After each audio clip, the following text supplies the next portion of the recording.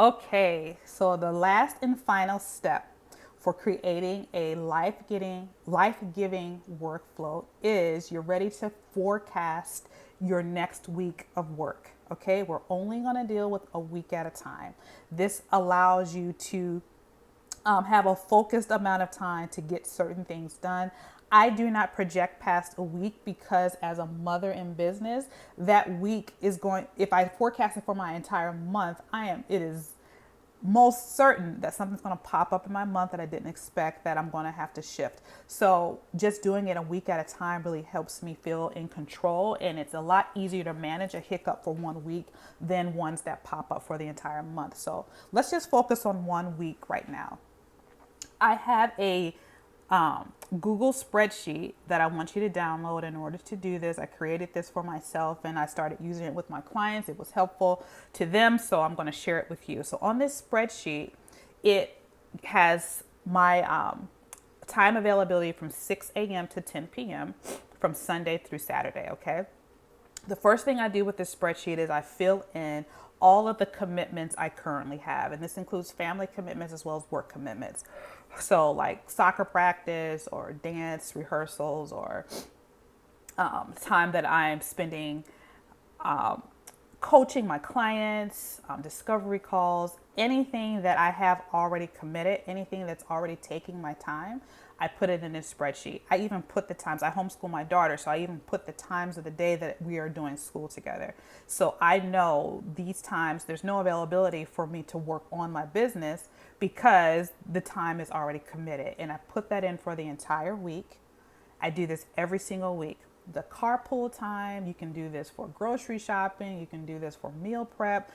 I put in my self-care times for working out, for reading, for praying. All those things, I put it somewhere in my spreadsheet so I already know this time is committed and I cannot negotiate my availability in these areas, okay? So once you do that, you should be able to have a bird's eye view of your commitment for the week, and you should have spaces of white space, all right? If you are having a hard time finding white space, then you probably are overcommitted.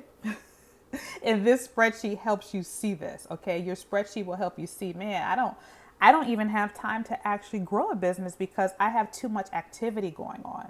All right? So this will help you make some decisions. It'll help you know, okay, maybe I need to take off, a activity for one of my children, or all of my children need to cut back on their activities in order to free up some time. Or this thing that I volunteer for, maybe this is not the season to be available for that because I need time to work on my business. Only you can identify what's priority for your life and your season and your rhythms right now. So you have to do that in order to understand your time commitment for your business. Okay, so let's say you fill all that in and you have white space. Once you identify the white space, you can now start filling in the blocks of time. I don't do it block wise, I do it in time increments. So the white space in the spreadsheets, you'll see that in the example that I've included, as long as well with the tutorial that I include on how to use that spreadsheet. But I put my time availability to work on my business in 0.5 increments, okay, which are half hour increments. And I find spaces in my spreadsheet that I'm saying I am committed to work in on my business, okay? And I also try to look for the times of day where I know I'm most alert, the times of day where I know I'm able to focus, and I do my best to not schedule time during the times of day where I feel depleted and I'm not able to show up well. Now, for some of you, this may not be an option. Some of you may have to wait until after the children are asleep, maybe 9 to 11 p.m. Monday through Friday. That's the time that you have available to work. And if that's the case, then you want to make sure you are doing what you need to do to be physically able to show up well. And for that, what those are different for many people. It may be having an exercise routine that's in the evening that helps, give you the energy you need to get through your work. It may be, nutritional supplements that help give you the energy. I'm not quite sure what those things are, but you have to identify what is it going to take for you to be able to show up during the time frame that you are saying you're available if it's not during the time of day where you are not your best. Okay, so you have to make that decision for yourself. But once you fill that in, you're going to have the actual amount of time that you are able to commit to working on your business, and that might only come back to like 8 hours for that week, or it may come back as 10, it may come back as 5. It doesn't matter what it comes back as. Once you see that what you actually have available, that's what you know your margin availability is. That's when you know this is how much time I have to grow my business.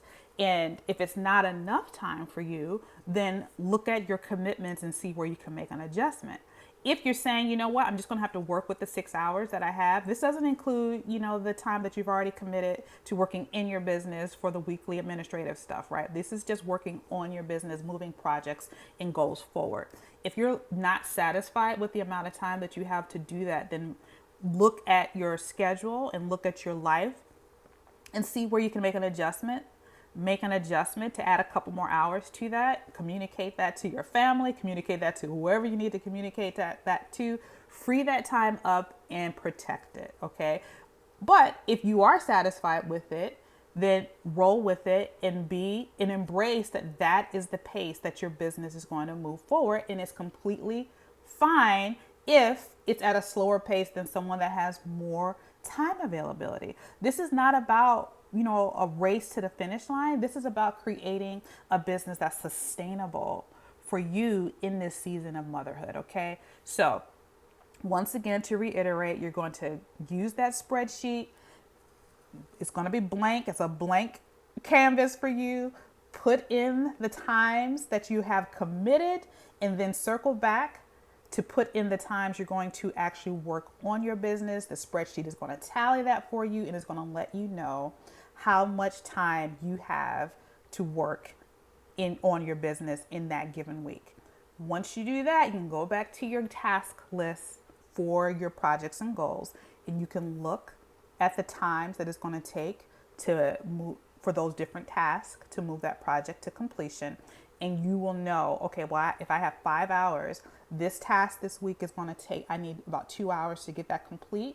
You know that you have the time available that week to get that task off your to-do list. And then you have 3 more hours left. So look down that list to see what else that you can fit in that 3 hours. Now, you may not get it all completed, but you can work towards completion. And whatever doesn't get completed, guess what?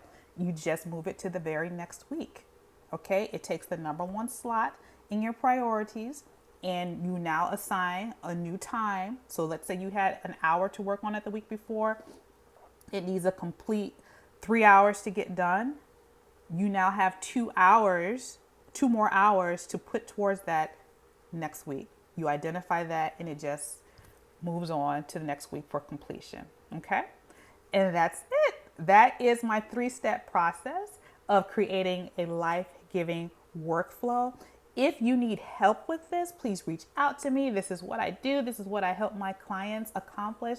I'd love to work with you. Just complete the discovery call form that's attached to the email and get on my schedule and let's talk about creating this for you and also how to attack the priority projects in your business, move them forward so that you can create the income and the revenue that you desire in the time that you have. Okay, thanks.